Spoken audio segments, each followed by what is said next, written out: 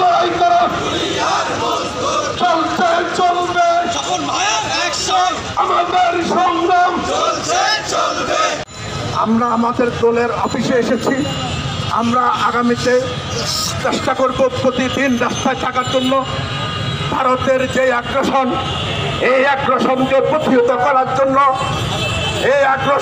প্রতিহত করার জন্য, ডক্টর ইউনূসের হাতকে শক্তিশালী করার জন্য আমরা রাস্তায় থাকবো।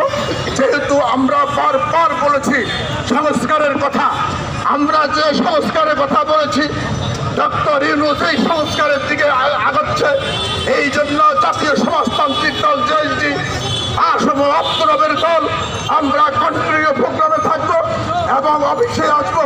সংগ্রামী সাথীরা, আপনারা এত কষ্ট করে এখান পর্যন্ত মিছিল করে এসেছেন, এই জন্য আপনাদেরকে অশেষ ধন্যবাদ জানাচ্ছি। সংগ্রামী সাথীরা, আমরা বুকের এক বিন্দু রক্ত থাকা অবস্থায়ও স্বাধীনতার পতাকার কোনো পরিবর্তন হতে দেব না। আপনারা জানেন এই স্বাধীনতার পতাকা উত্তোলন করেছেন আমাদের নেতা জনাব আসম আব্দুর রবের দলের লোকরা।